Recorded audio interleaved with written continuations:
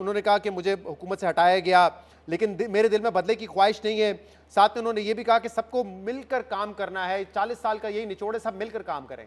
अब जब सब मिलकर काम करने की वो बात करते हैं तो उसमें सियासी गैर सियासी कुव्वतें दोनों हैं, और जो सियासी कुव्वतें हैं, क्या उसमें पीटीआई भी है या माइनस पीटीआई उनकी ये ख्वाहिश है कि सब मिलकर काम करें?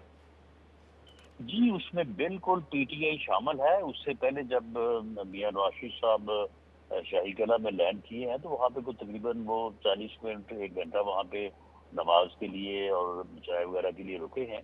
तो बिल्कुल उनके ज़हन में बड़ी क्लैरिटी है कि मुल्क को जो है वो अगर निकालना है इस झंझट से, इस बहरान से, तो सबको मिलके काम करना पड़ेगा। उसमें पीटीआई बिल्कुल शामिल है, तमाम सियासी पार्टी शामिल है, लेकिन 9 मई का जो मुजरम टोला जथा है, वो उसमें शामिल नहीं हो सकता। ना ऐसे लोग और शामिल हो सकते हैं जिन्होंने जो है वो मुल्क के साथ ज्यादती की है, नुकसान किया है, और जो अब भी अगर उनको मौका मिलेगा तो वो जो है वो मुल्क का नुकसान करेंगे। ऐसे लोगों को तो शामिल नहीं होना चाहिए। बाकी तमाम तो चले, सियासी मैं जरा एक जमातें, तमाम ज्यादा अदारे। स्पेसिफिक क्वेश्चन कर लेता हूं। क्या उनकी ये भी ख्वाहिश है कि इमरान खान, जो भी हो, आपको अच्छे लगे बुरे लगे, मुल्क के एक बड़े लीडर हैं, क्या उनको भी इसमें शामिल होना चाहिए जब वो कहते हैं कि सब मिलकर मुल्क को मुश्किलात से निकालें? देखिए, इमरान खान तो किसी के साथ ना बैठने को तैयार है, ना किसी को साथ बात करने को तैयार है। पौने 4 साल वो जो करता रहा है, उसके बाद आप मुझे बताएं कि उसके साथ कौन बैठ सकता है? वो तो किसी के साथ बैठने को तैयार नहीं है।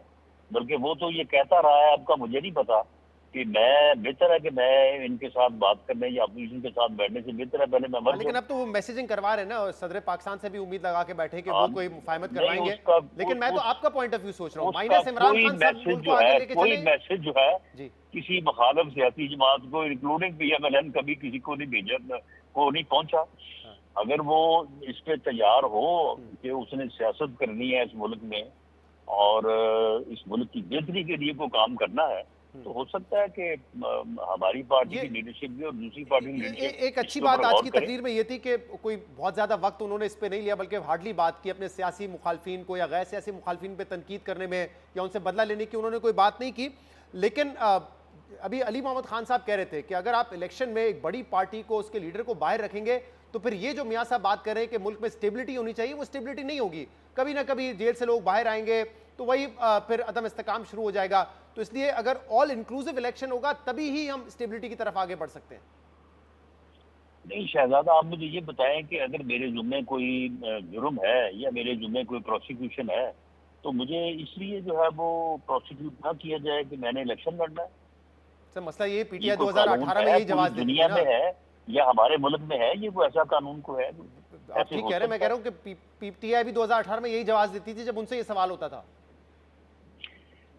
नहीं, खैर उस वक्त हमने तो कोई 9 मई नहीं किया था, लेकिन इसके बावजूद जो है वो मैं कहता हूँ कि पीटीआई जो है, हम्म। अगर उसके ऊपर या उसके कुछ बंदों के ऊपर कुछ इल्जाम है, तो उनके अलावा क्या पीटीआई का कोई जो है वो वजूद नहीं है? अली मोहम्मद खान साहब जो ये बात कर रहे हैं, तो अली मोहम्मद खान साहब बात करें, वो पीटीआई के बिहाफ पे बात करें, क्यों करते सही। हो?